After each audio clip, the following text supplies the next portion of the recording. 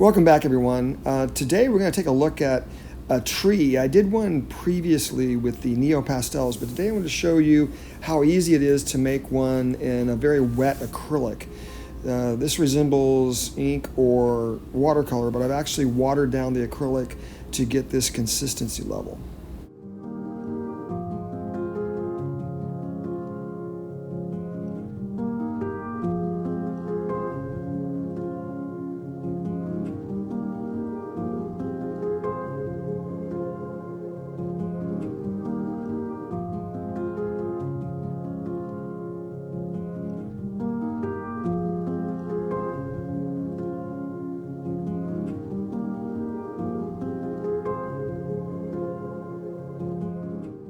Okay, now I'm going to take one from the very start and put this in here right beside the one I started before I started the video. And once again, this is kind of like controlled scribbling with the brush. Once again, I'm using the watered down acrylic, going in and just trying to make a shape, not trying to delineate leaves or to show the details of the leaves, just the shape of the top of the tree.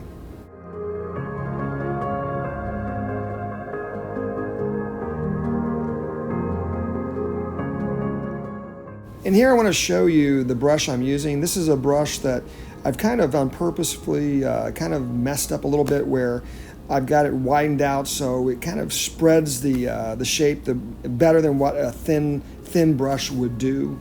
So I have several of these brushes that have kind of been abused, but it's always a good way to find another use for them in making shapes through the leaves.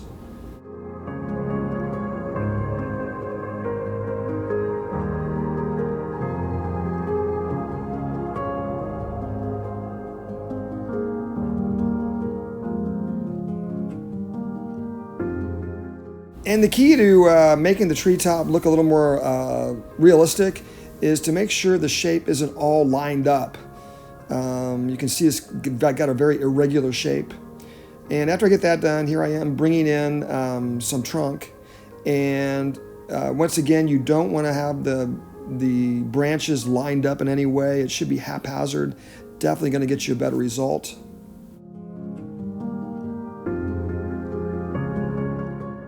My students that try this for the first time, they do always want to try to line up or make some kind of order of the top of the tree and the branches and trunk.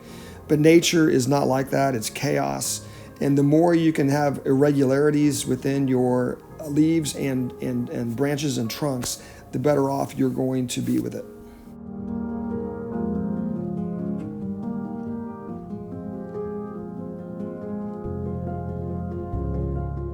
If you want to have some kind of directional light, probably the best place to put your shadows or darker colors would be at the bottom of the shape of the tree leaves, and leave the upper part a little lighter.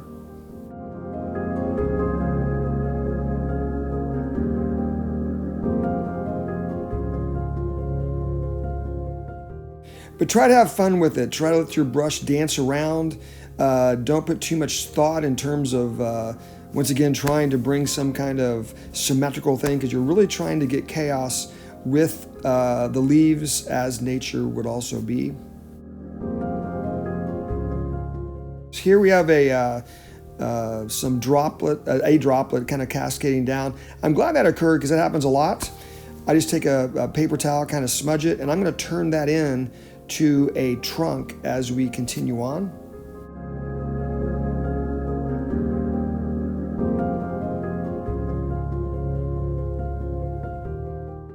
Don't be afraid to let treetops kind of combine with one another, especially if you're doing some kind of tree line, which is what I'm doing in this one. Let the colors kind of bleed into each other as they go across.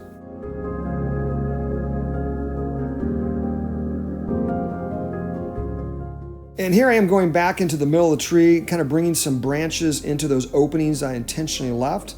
That's another thing you can do as you make these, as you make the shape at the top of the tree. You can leave some white areas where you can go back in and bring branches within the tree.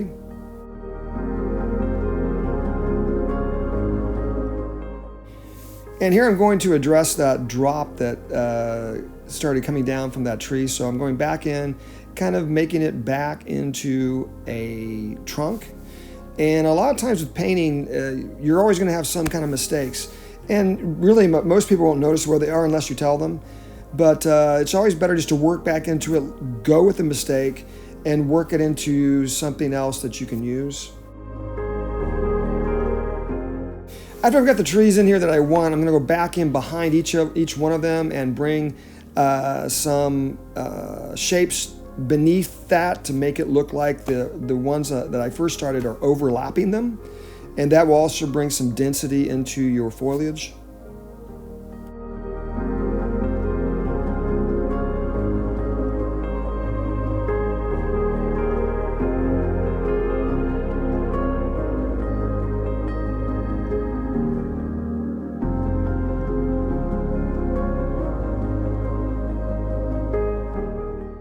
Okay, now I'm going to address the ground, and I'm going to continue bringing in color in and around the trunks.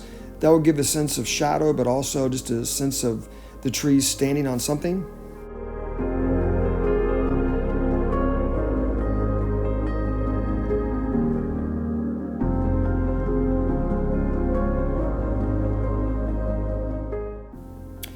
And here's a pull away to where I'm going to stop today with this part. I will continue this painting. I'll probably show the rest of it to you in a later video. And now you can see a couple finished paintings. This is from my backyard back in October. And you can see how I've overlaid the different layers of the leaves at the top here. The next painting is also going to show you more foliage that I've used, which is very similar to the techniques I've showed you today. Anyway, thanks for watching today, and I will see you again tomorrow.